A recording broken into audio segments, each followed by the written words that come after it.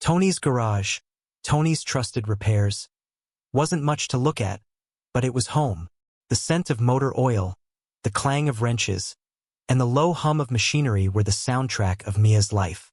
Tony, a man whose hands seemed permanently stained with grease, was more than just a mechanic. He was a wizard under the hood.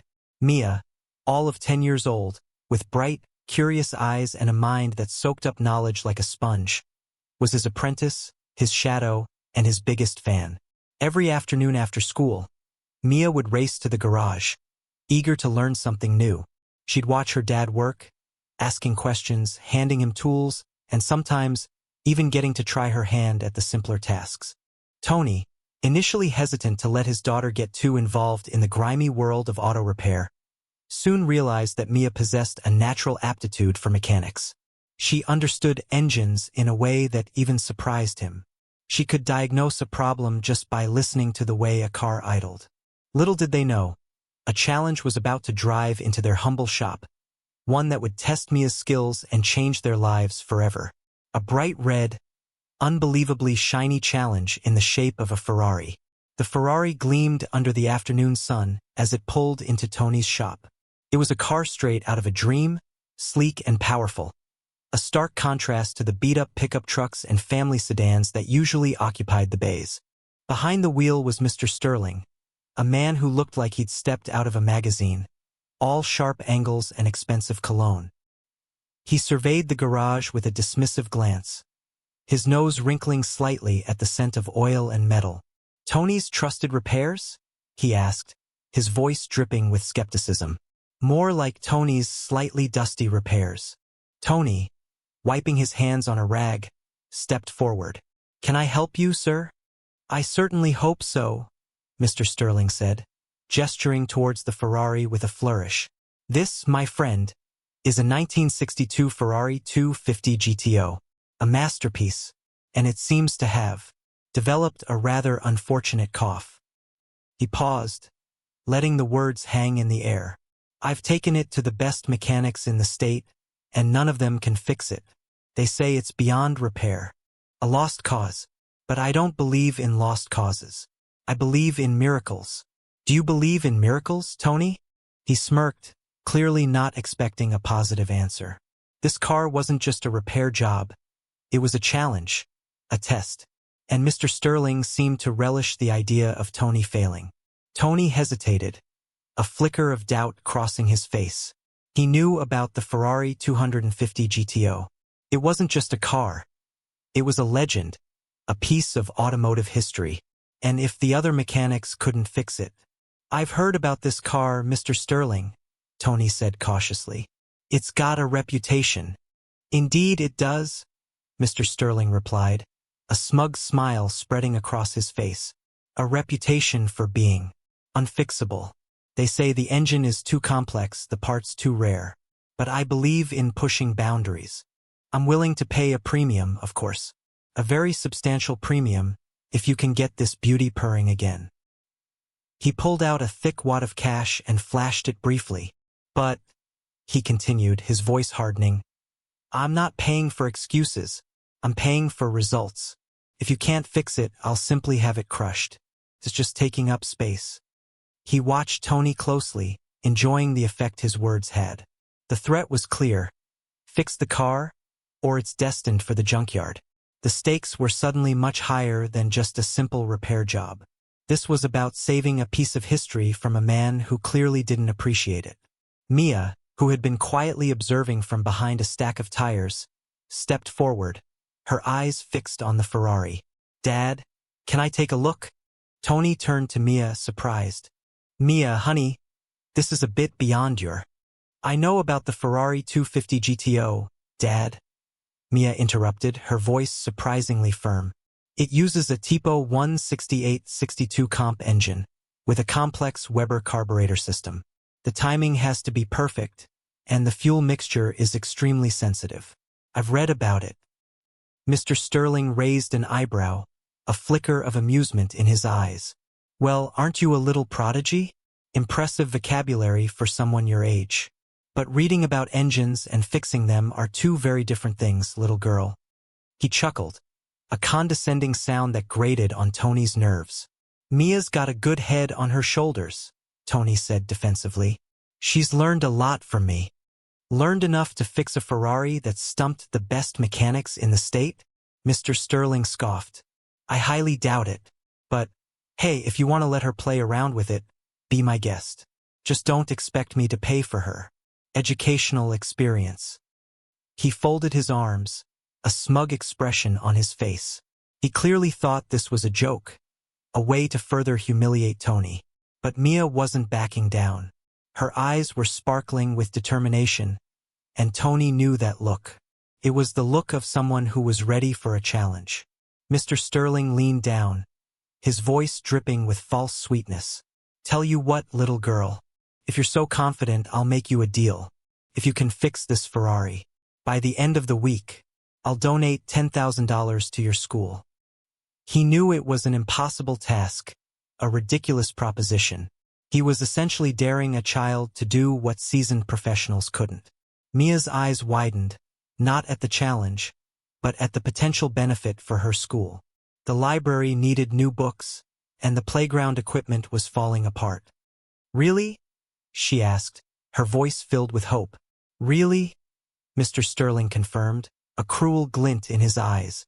But if you fail, your dad has to promise to never work on another Ferrari again. Ever. He knew that would hurt Tony, that it would be a blow to his pride and his livelihood. Tony's jaw tightened. This wasn't just about the car anymore. It was personal. He looked at Mia, his heart filled with a mix of pride and worry. He knew she was smart, but this was a monumental task. Mia, you don't have to do this, he said softly. But Mia had already made up her mind. I'll do it, Dad, she said, her voice ringing with confidence. I can fix it. She turned to Mr. Sterling, her gaze unwavering. You have a deal.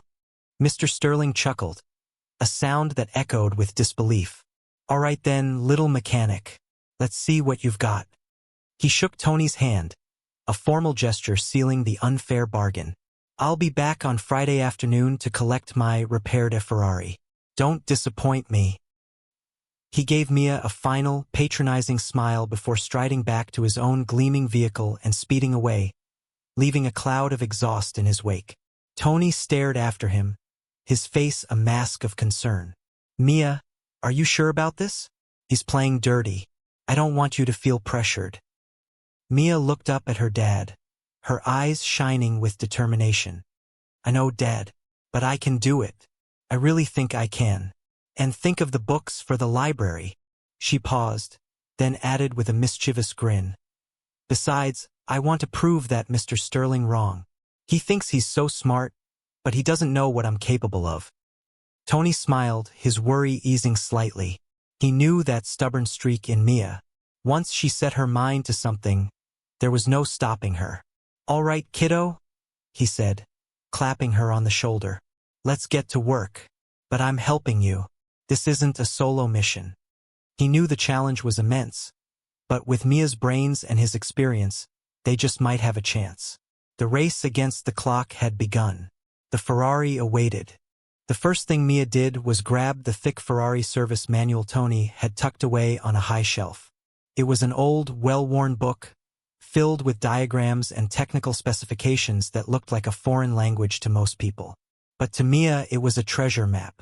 She spread the manual out on the workbench, her brow furrowed in concentration as she studied the engine schematics. Tony watched her, impressed by her focus. He knew he had to let her lead, to guide her without stifling her creativity.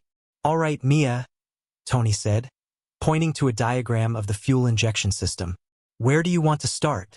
Mia tapped her finger on the diagram. I think the problem is with the fuel mixture. Mr. Sterling said it had a cough, which usually means it's not getting enough fuel, or it's getting too much.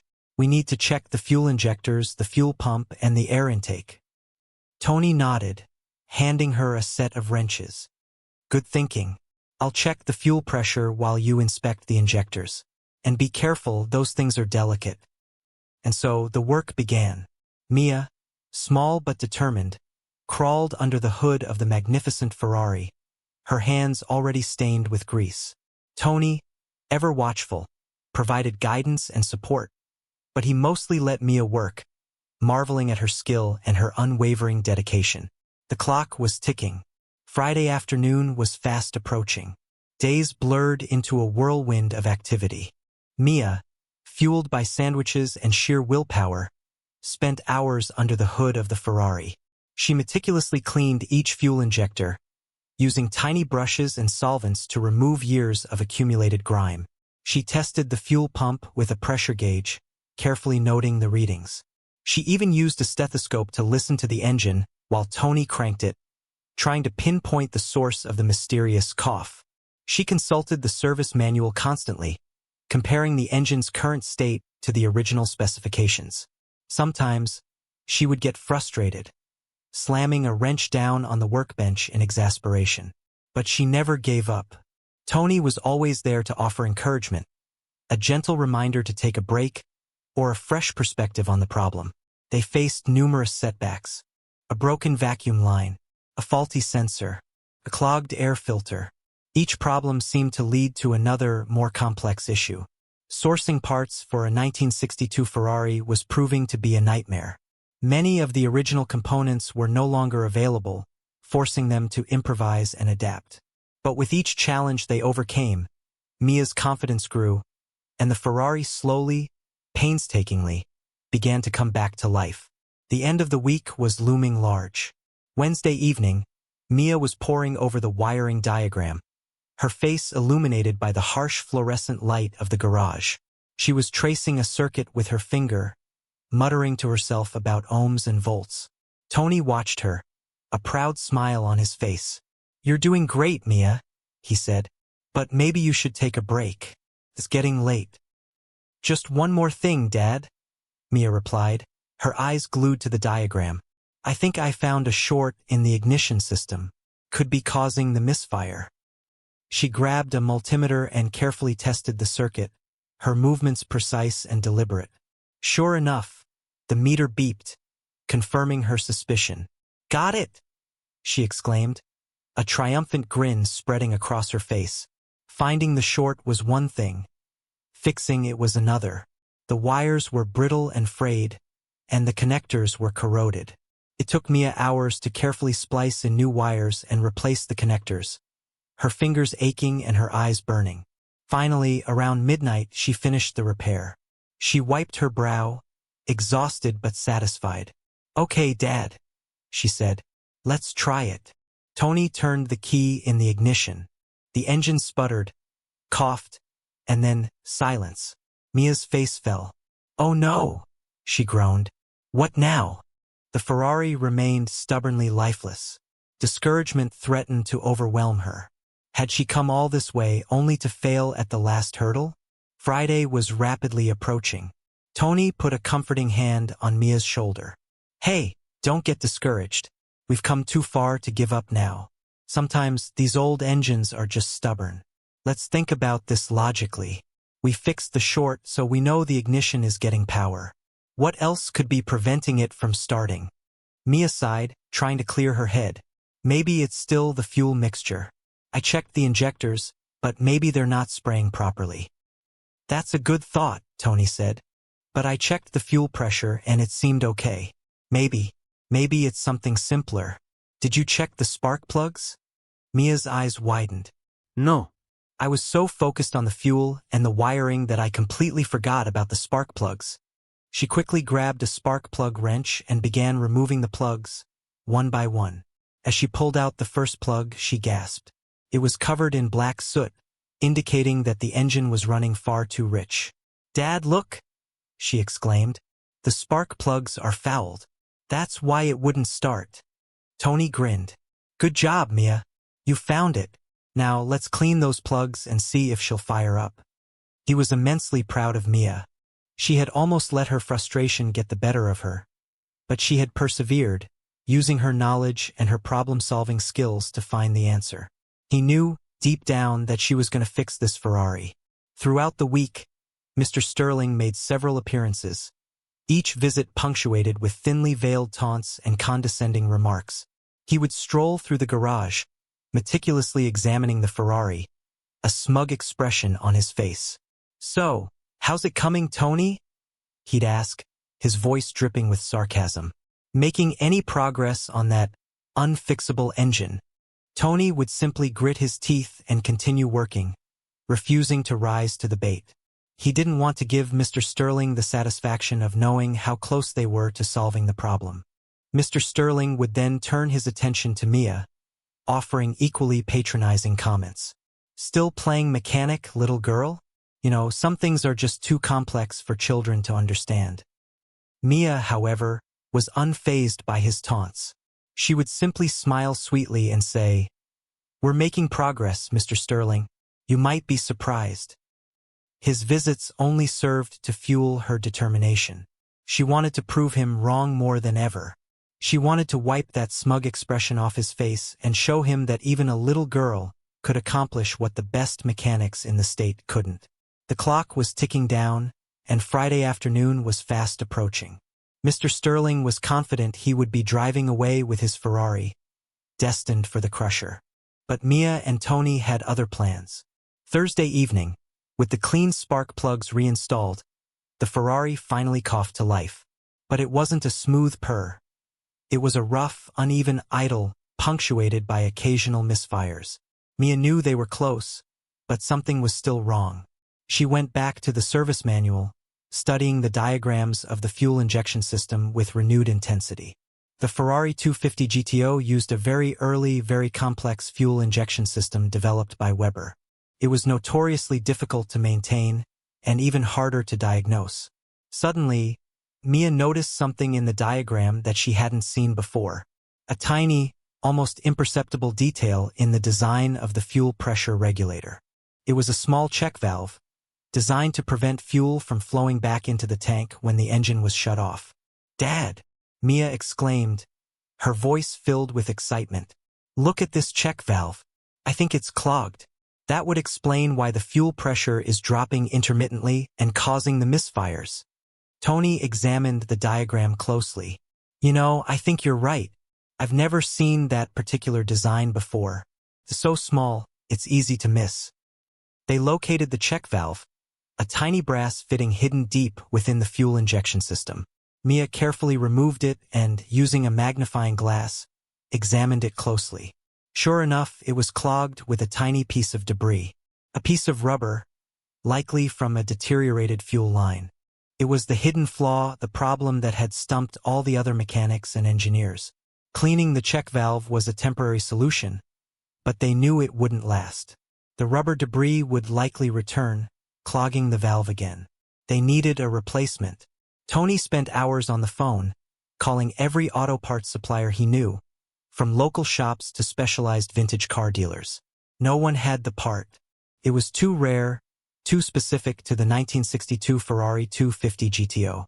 "It's like looking for a needle in a haystack," Tony said, his voice laced with frustration. "I even tried contacting Ferrari directly, but they said the part is obsolete and no longer manufactured." Mia, however, refused to give up. She started searching online, scouring vintage car forums and online auction sites. She finally found a listing for a used fuel pressure regulator, complete with the check valve, located in Italy. "Dad, I found one!" she exclaimed, her eyes shining with excitement. "But it's going to take at least a week to ship it here." Friday afternoon was looming. They didn't have a week. They needed a solution, and they needed it fast. Tony ran a hand through his hair, his mind racing. Crushing the car was now looming. There's gotta be a way. Mia, however, wasn't ready to admit defeat. She started rummaging through Tony's collection of spare parts, her eyes scanning the shelves for anything that might work. "What are you looking for, Mia?" Tony asked, watching her with a mixture of hope and apprehension. "I'm not sure yet," Mia replied, her voice thoughtful. "But there has to be something we can use. A check valve is a check valve, right? It just needs to be the right size and have the right pressure rating." She pulled out a box of old fuel pumps, carefully examining each one. She found several check valves, but none of them were the right size or shape. Just as she was about to give up, she spotted something in the back of the box. A small, brass check valve from an old Volkswagen Beetle fuel pump. "Dad, look at this!" she exclaimed. It's almost the same size as the one from the Ferrari, and the pressure rating is close enough. Tony examined the check valve closely. It's worth a shot, he said, but we'll need to modify it slightly to make it fit. Working together, Mia and Tony carefully adapted the Volkswagen check valve to fit the Ferrari's fuel pressure regulator. It was a delicate operation, requiring precision and ingenuity, but after several hours of meticulous work, they finally succeeded. The modified check valve was installed, and the fuel system was reassembled. It was a long shot, but it was their only hope. Friday afternoon arrived, gray and overcast, mirroring the tension in the garage. Mia and Tony had barely slept, their faces smudged with grease and exhaustion. They had reassembled the Ferrari, but they hadn't dared to start it yet. They knew that everything was riding on this moment. At precisely 3 p.m., Mr. Sterling's sleek black car pulled into the driveway. He emerged, his face radiating smug confidence. He surveyed the garage, his eyes lingering on the Ferrari, a predatory gleam in his eyes. "Well, Tony," he said, his voice dripping with anticipation, "is my Ferrari ready? Or is it destined for the junkyard?" Tony stood tall, his face unreadable. "We've done our best, Mr. Sterling," he said. "The car is ready." Mr. Sterling chuckled. "I'll be the judge of that. Let's see if your best is good enough." He gestured towards the Ferrari with a flourish. "Start it up, Tony. Let's hear this unfixable engine roar." Mia stepped forward, her heart pounding in her chest. This was it, the moment of truth. She looked at her dad, who gave her a reassuring nod. She took a deep breath and walked towards the Ferrari, her hand trembling slightly as she reached for the ignition key. Everything was on the line. The fate of the Ferrari, her dad's reputation, and the library books for her school. The air crackled with anticipation. Mia inserted the key into the ignition and took a deep breath. She turned the key. The engine whirred, then coughed, then sputtered. A tense silence filled the garage, broken only by the rhythmic ticking of the clock on the wall. Mr. Sterling's smug smile widened, his eyes glinting with triumph. Then, with a final, defiant roar, the Ferrari 250 GTO sprang to life. The engine settled into a smooth, powerful purr, filling the garage with its magnificent sound. The sound of victory. Mia let out a shaky breath, relief washing over her. She had done it. She had fixed the unfixable Ferrari. She glanced at her dad, who was beaming with pride. Mr. Sterling's jaw dropped. His smug smile vanished, replaced by an expression of disbelief. He stared at the Ferrari, his eyes wide with shock. He couldn't believe what he was hearing. He had been so certain of failure, so confident in his own superiority. And now he was witnessing the impossible. The Ferrari, the car that had stumped the best mechanics in the state, was running perfectly. And it was all thanks to a little girl and her stubborn determination. The sound of the engine filled the void. The car was ready. The bet was on. Mr. Sterling circled the Ferrari, listening intently to the engine, his expression a mixture of awe and disbelief. He opened the hood, peering inside at the intricate workings of the fuel injection system. He ran his hand along the gleaming red paint, a newfound respect evident in his touch. I don't understand," he stammered, his voice barely above a whisper. "How did you do it? The best mechanics in the state couldn't fix this car." Tony stepped forward, a hint of pride in his voice. "My daughter, Mia, is the one who figured it out. She has a knack for these things." Mr. Sterling turned to Mia, his eyes filled with grudging admiration. You're a remarkable young woman," he said. "I underestimated you. I apologize for my condescending behavior." He paused, then reached into his pocket and pulled out a checkbook. "I believe I owe your school $10,000, he said, writing out the check with a flourish. "And I'm also going to donate an additional $5,000 to your shop for new equipment. You deserve it." He handed the checks to Mia, a genuine smile on his face. He had come to the garage expecting to witness a failure, to reaffirm his own sense of superiority. Instead, He had been humbled by the skill and determination of a young girl. He learned a valuable lesson that day. Never underestimate the power of ingenuity and never judge a book by its cover. The air hung heavy with the sounds of the engine, now music to the ears of all present. Just then, another car pulled up to the garage. A distinguished-looking man in a tweed jacket stepped out. He introduced himself as Mr. Harrison, a lead engineer from a renowned automotive restoration company. He had been one of the experts who had declared the Ferrari unfixable. Mr. Harrison approached the Ferrari cautiously, his eyes wide with disbelief. He listened to the engine, his brow furrowed in concentration. He poked and prodded, examining every detail with meticulous care. I don't believe it," he muttered, shaking his head in amazement. "It's running perfectly. I spent weeks trying to diagnose the problem, and I couldn't figure it out." He turned to Mia, his expression filled with genuine admiration. "How did you do it?" he asked. "What was the problem?"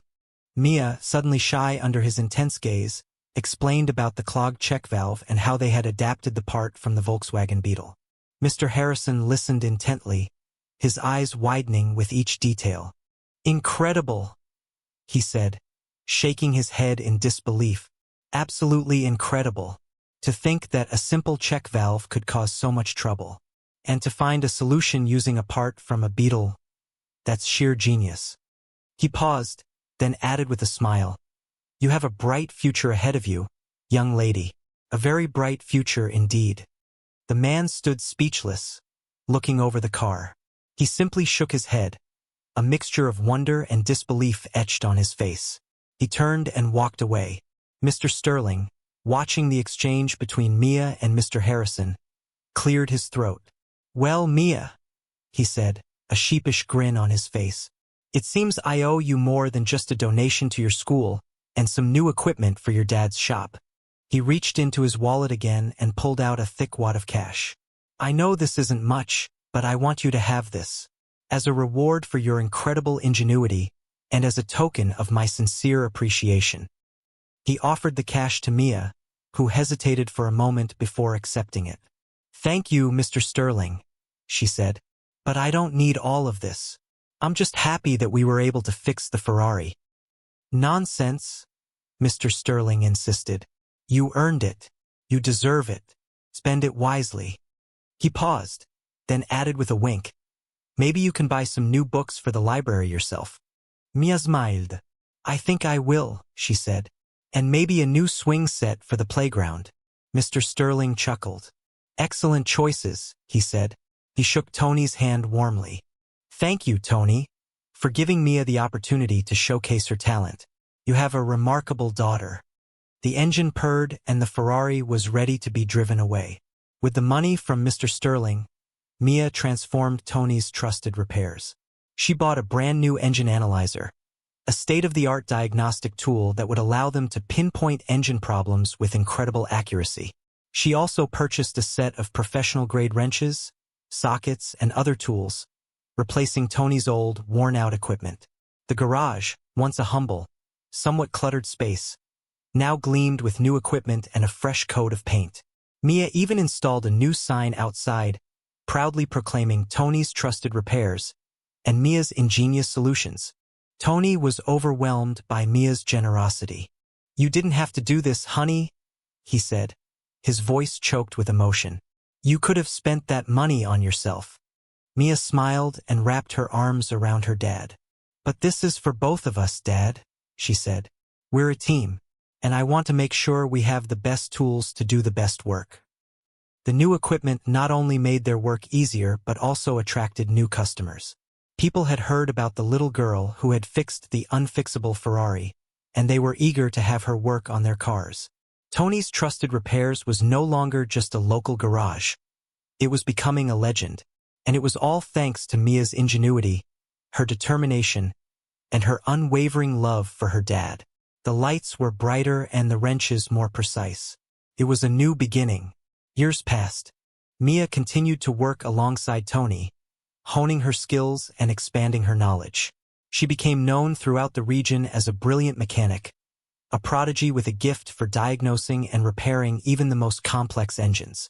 People came from far and wide to seek her expertise, drawn by her reputation for honesty, integrity, and unwavering dedication. Tony, watching Mia work, felt an overwhelming sense of pride. He had always known that she was special, but he never imagined that she would achieve so much. He had given her the tools to succeed, but it was her own talent and determination that had made her a star.